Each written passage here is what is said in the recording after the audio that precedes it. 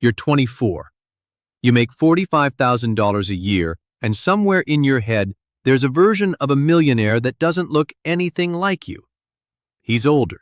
He's got a watch you'd have to look up to recognize. He didn't take the bus to work this morning the way you just did, standing room only, holding a strap with one hand and your coffee with the other, already a little late. That version isn't wrong. He exists. But he's not the math. He's just the picture everyone's been handed since they were old enough to want things. Here's the math. The average millionaire in this country is closer to 58 than 28. Most of them didn't get there fast. They got there slow, on purpose, in a way that looked exactly like nothing for a very long time. And the part nobody tells you, the part that actually matters this morning on this bus, is that the gap between you at 24 and them at 58 isn't talent. It's time you haven't spent yet. You don't know that yet. You just know you're tired and the rent's due Friday. The number nobody checks. You get to work at 8:52. You clock in, sit down, open your laptop, and before anything else, before email, before the half-finished spreadsheet from yesterday, you do the thing you've started doing without really deciding to. You open the account. $6,140. That's the whole number. Checking, savings, the 401k you started 14 months ago because a guy from HR mentioned it during onboarding and it felt like the responsible thing to do. $6,140 after 14 months of being a person with a job. You close the laptop screen halfway, like that makes the number smaller somehow.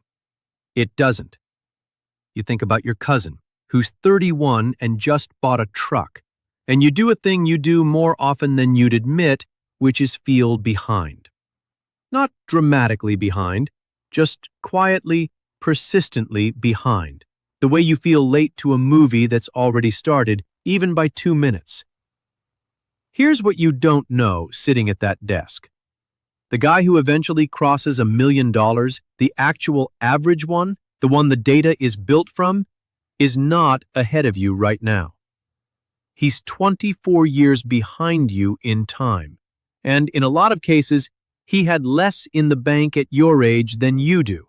Not because he was smarter, because the part that makes the math work hasn't happened to either of you yet. It just takes longer than anyone wants to hear. You don't know that. You just know $6,140 doesn't feel like anything. The part that's actually true. Your coworker Ravi is 29. He's been at the company 5 years, 2 more than you. And he's the kind of person who brings his lunch in a container with sections in it, like a kid's lunch tray, except it's quinoa and he's an adult, and somehow that's not embarrassing on him. You eat with him most days because he doesn't talk about work outside of work, which, after a year, you've realized is rarer than it sounds.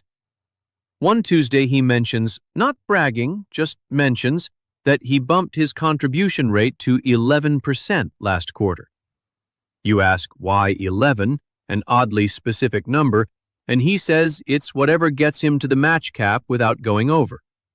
You nod like you understand the mechanics. You don't. Not fully. You go back to your desk and you look it up. Here's what you find. The contribution limit this year is $23,500. You're putting in 4%, which on $45,000 comes out to $1,800 a year, $150 a month. Ravi's putting in 11%, which on his $61,000 salary is $6,710 a year.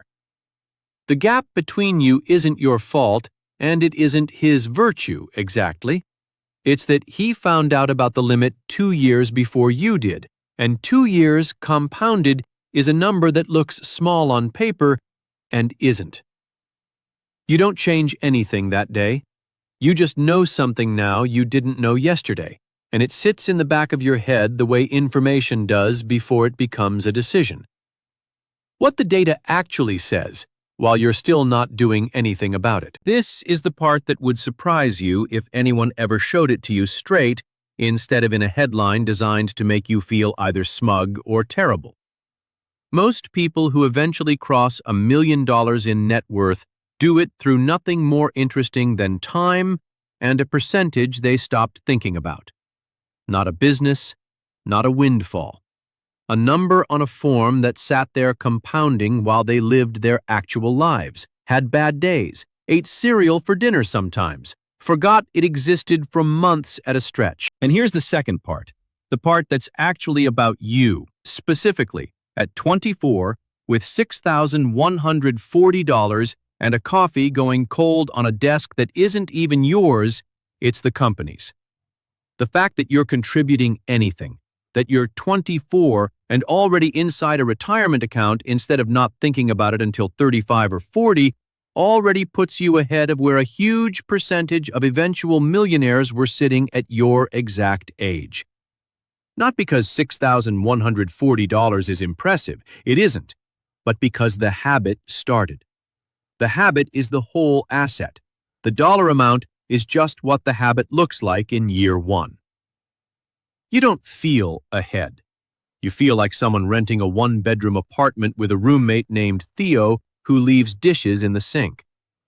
That's a fair thing to feel. It's also not in conflict with the math. The decision that doesn't feel like one. It's October. You bump your contribution from 4% to 7%. You do it on a Sunday night, sitting on your bed, laptop balanced on a pillow, and it takes about 90 seconds. There's no ceremony. You don't tell Theo. You don't tell your cousin with the truck. You just change a number on a form and close the laptop and go make a sandwich because you're hungry, and the sandwich feels like the more real thing that happened that night. $3,150 a year now instead of $1,800. The difference is $112 a month, which is real money.